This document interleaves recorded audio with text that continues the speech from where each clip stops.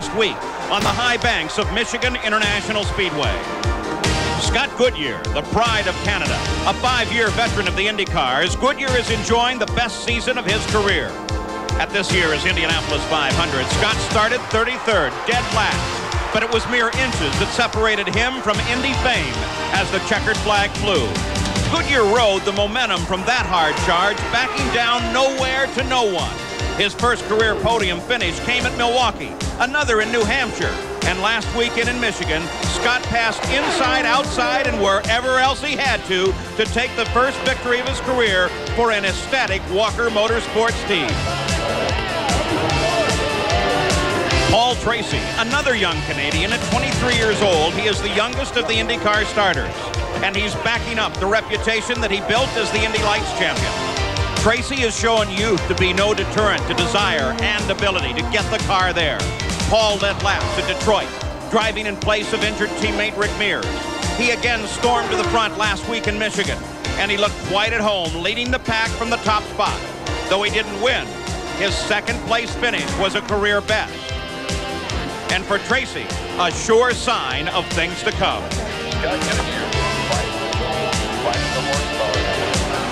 7-year veteran Raul Boesel is having a rebirth of sorts in his IndyCar career.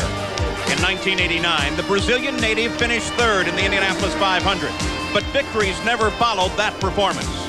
After a full year away from the IndyCars, Raul's rejuvenation began again at Indy, driving for the injured Hiro Matsushita. At the following race in Detroit, he scored a career-high second place.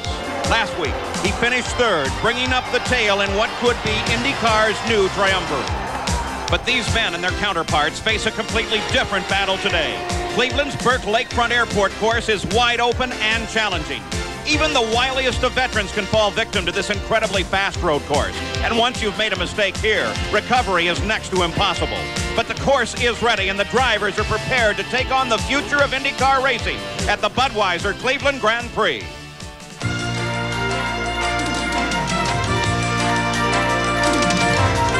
ESPN, the world's leader in motorsports coverage, presents Speed World.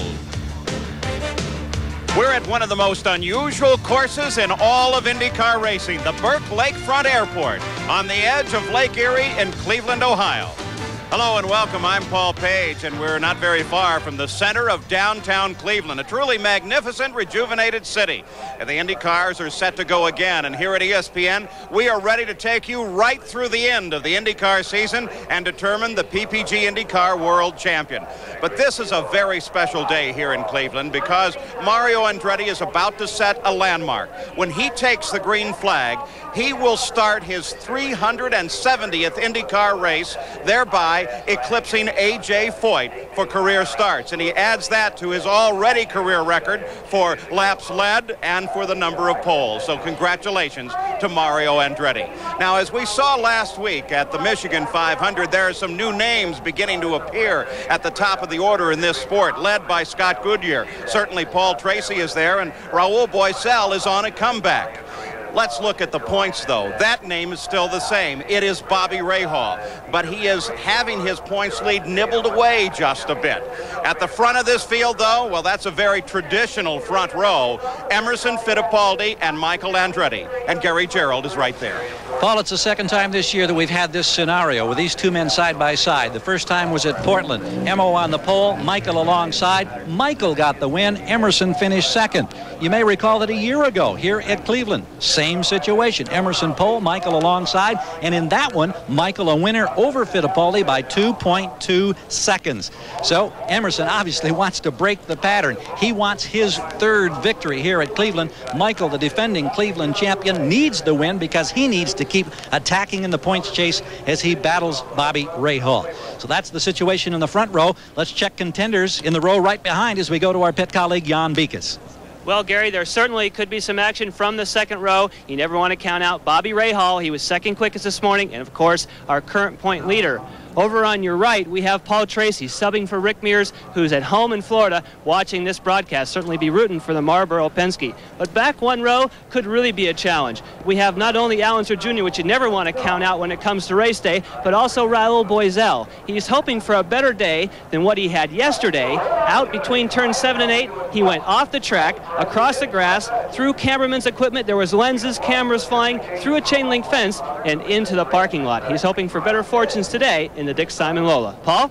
On more and more drivers with a chance of a win in the IndyCar at the PPG IndyCar World Series.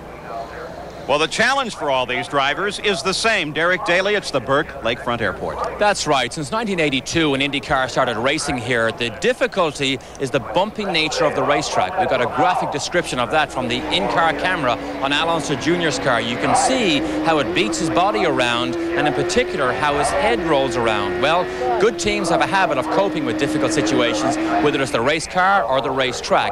I think you have to remember, this is an airport, so on a day-to-day basis, airplanes go across these taxiways at about 15 or 20 miles an hour.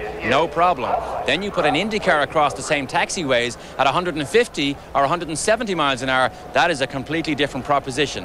But I think you also have to remember, they have given us their airport to create our racetrack, and there's also a lot of valuable championship points and money to be won here. So the best thing to do is just get on with the job at hand. A record crowd here at the Burke Lakefront Airport, and the whole crowd is going to get together to start the engines, led by the mayor of Cleveland, Michael White. 1. Gentlemen, start your engines.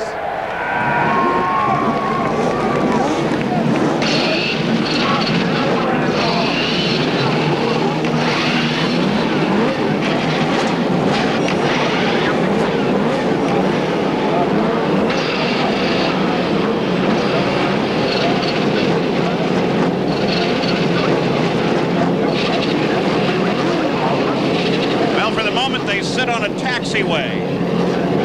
Very shortly, they'll pull out onto one of the 2 primary runways here at the Burke Lakefront Airport, and they will be up to speed. A terrific afternoon, bright sun overhead, and a lot of boats at the edge of Lake Erie, just a few hundred yards off of the edge of this racetrack here. The IndyCars are now ready to go racing on ESPN.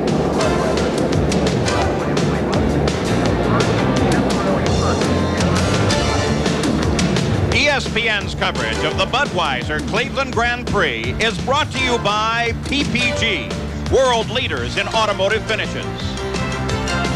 By Pennzoil, America's #1 selling motor oil for performance, protection, and quality. And by Toyota, reminding you to always buckle up. Do it for those you love.